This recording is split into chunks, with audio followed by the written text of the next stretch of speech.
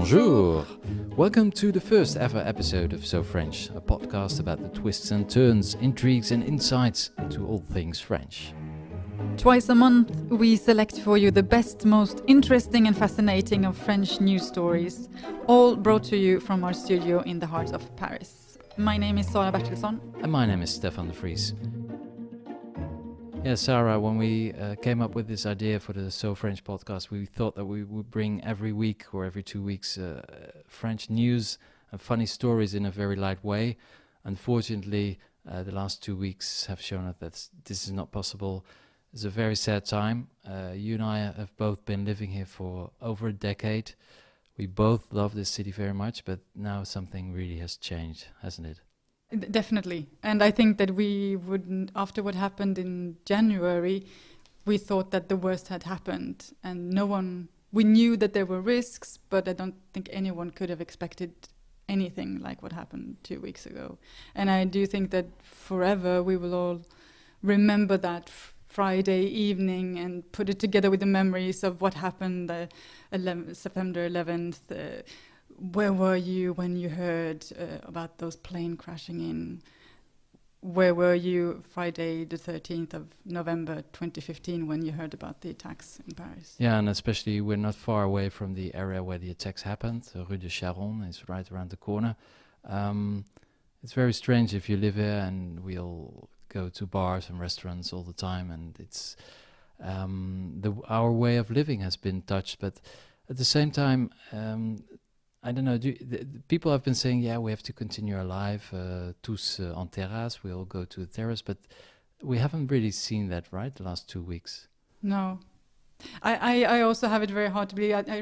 All these people, straight after the attacks, being out saying, we're not afraid, même pas peur, tous en terrasse, we're going to continue our life as normal. But there was some kind of forced resistance in that, wasn't it? Because what we see is that people actually are really, really scared. Yeah. And people are staying at home. People are cancelling dinners and cancelling nights out, and their life has changed. And I'm not sure that life actually will go back. No, yeah. Not in any time soon, at least. No, it will take a while. I think also, if you notice how people react when a car makes a lot of noise suddenly in the street, or a dustbin falls down, people are really scared and they look up, and I don't know, in the metro as well, people are really suspicious. And there are much less people in the metro. And much less people, yeah, absolutely. A lot of cancellations in the hotels, restaurants are complaining as well, of course. And you must understand that Paris is the world's #1 destination for tourists. So what will they do? Will they still come? I don't know. I have a lot of friends who ask me, is it safe to come to Paris? And I say, well, I don't know. I've been living here for 16 years and we need you now more than ever. So please come. But at the same time, I think I cannot take any responsibility, because maybe something happens again. And I know statistically there will probably... The chances are really, really slim, but nevertheless, you know. People also saying that they're cancelling not only because they're scared, but also because it feels wrong in some way to come as a tourist to a city which is still mourning its victims, which I completely can understand. How are you gonna go around and act like a happy tourist when you know what happened just weeks ago? And I think that that's how many Parisians also feel, that how are you supposed to be out happy, dancing, go to gigs and clubs and whatever, when you know that, so many people doing just that died so recently. Now we've seen the government's reaction almost immediately 2 hours after the attack. François Hollande, the president, he declared war to ISIS. Or IS, or Daesh, as we call them in France. Daesh, yeah. President Hollande prefers. Yeah, that's they prefer to call them Daesh. That's l'exception française. It was immediate. The reaction was immediate and also pretty authoritarian. What do you think about that? I think that it was what the French wanted. France and French people have a tendency to like their presidents and their governments more when they're more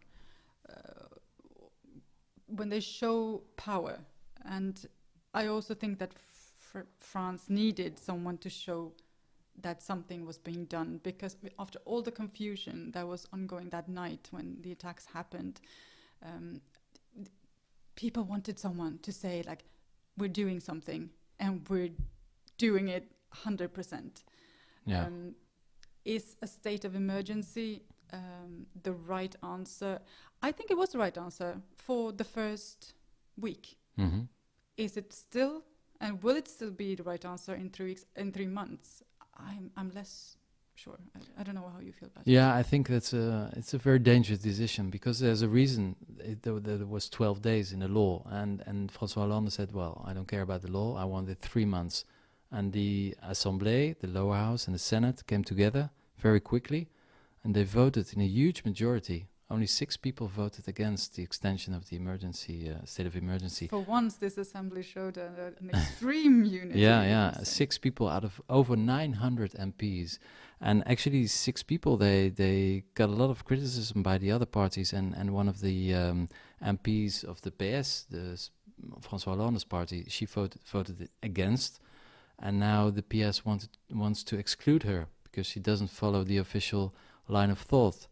And that makes me think a lot of George Orwell. So for some background, let's bring in Benjamin Ward. He is the Deputy Director of the NGO Human Rights Watch. He joins us on the phone from London. Hello, Benjamin. Thank you for being with us. What are the risks as you see it with the state of emergency? The general risk is that the authorities will take the state of emergency as something that justifies any actions by the executive in pursuit of their counterterrorism actions. But there are also specific risks that arise from the powers which Parliament has given to the executive in France under this law.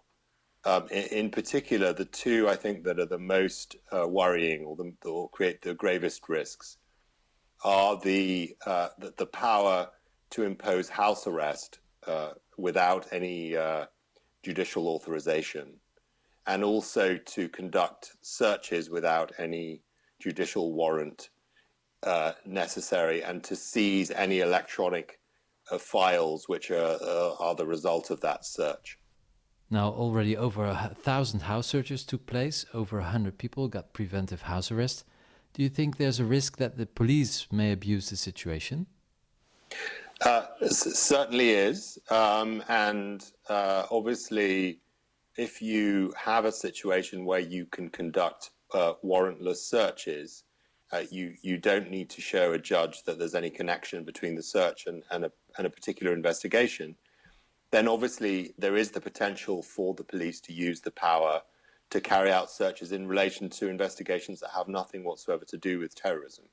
And I think that's something that we certainly will need to keep an eye on, particularly if it leads to people being prosecuted, and the evidence that is found as a result of those searches being used against them in criminal trial in matters that have nothing whatsoever to do with terrorism. The state of emergency has been extended with 3 months. Is that unique in European history? The two other most serious terrorism attacks in Europe since 9/11, the Madrid train bombings in 2003 and the London transport attacks in 2005, in neither of those cases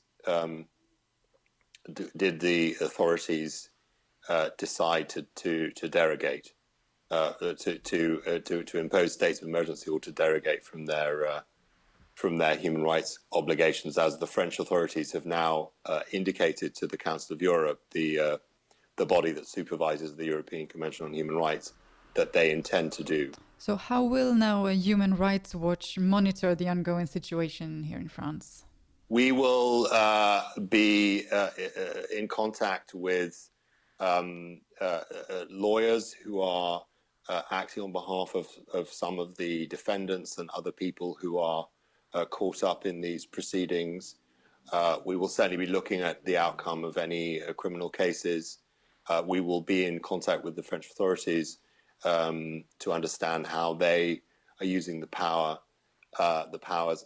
We also think it's very important that the French Parliament plays a very active role in scrutinizing how these powers are used, and it's encouraging that the Justice Committee has set up an ad hoc group of parliamentarians to do just that, because in the absence of any judicial supervision, the role of Parliament becomes especially important. Thank you very much, Benjamin Ward of Human Rights Watch in London. Now, this was about the civil liberties, but there are also political implications. In less than a week from now, there are the regional elections in France. Before the attacks, François Hollande was doing not very well in the polls, and now after the attacks, we see that especially Marine Le Pen will probably be the big winner, the leader of the Front National, the right-wing party. What does this mean for France, Sara? Well, it looks like in this situation what will happen is that, well, generally in a crisis like the one that France is in at the moment, the government actually gains some support, especially as we were talking about showing more power, showing initiative and all of that. But at the same time, they're showing this initiative in a way that they're actually doing everything that the far right has said needs to be done. Marine Le Pen doesn't even have to go campaigning. She can just sit at home, show up on Sunday, next Sunday, and because the Socialist Party has actually done all the campaigning for her. Yeah, and not only that, the party stopped campaigning around the attacks, but basically the attacks were her campaign. It's very cynical, but we've seen that now in the polls. So it looks like the Marine Le Pen's National Front will probably take 2 out of 13 regions. This election is for 13 super regions, newly created. Yeah. And this will be the first time ever for the National Front to gain a majority in a region. So, well, it was also the goal of Marine Le Pen the whole time. Yeah, and we're even seeing in Paris, which has always been a pretty left region. The socialists were always here at the head of the region. And even there, the Front National can become the second largest party, and the socialists only third. This is a real landslide, isn't it?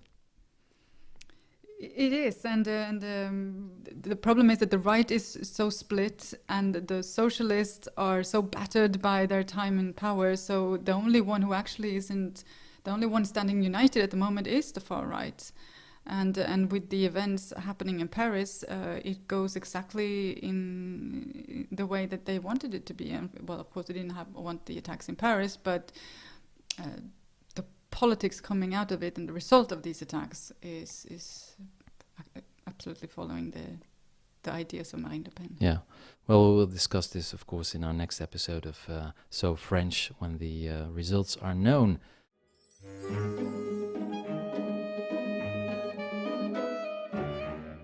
Now, 2 other topics, not attack related. Well, there was a slight moment of hesitation, but quite immediately after the attacks came the announcement that the climate summit, the COP21, uniting world leaders and tens of thousands of government representatives and journalists from around the world, it was still going to go ahead.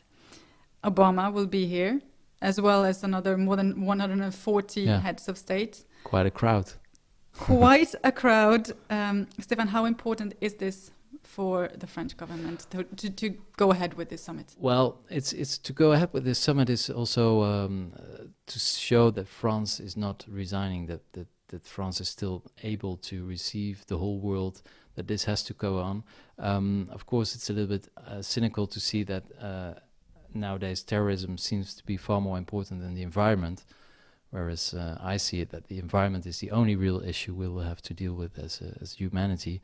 The thing is, of the COP21 is also it was at the beginning of the year was also seen as sort of Olympic Games. Paris wanted to have a deal, wanted to show the world that it was able to gather the whole world together around the table and to save the planet. Well, of course, this has become something very different now, because the summit will be held in the Le Bourget. a large airport, completely sealed off of the world. Military are already in place to protect the area. Paris will come to a gridlock because a lot of roads will be closed. And I think it will be not at all the event the French dreamt of course, because everybody will have the attacks in mind. And I think it still could be. It still could be. I would think so, because I mean, let's say that they managed to get this agreement. I mean, we remember we have Rio, we have the Kyoto Treaty, and I mean the Kyoto Protocol.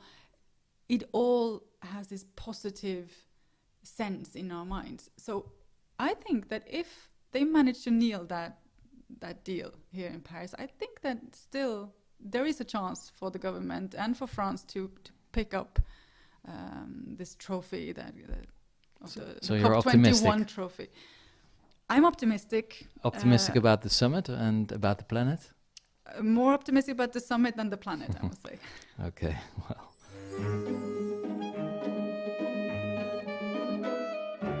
Before we leave you, there has been some good news this week, hasn't it, Stefan? Yes, Sarah, especially for women. It might not be a big game changer, but it may change a little bit the lives of women.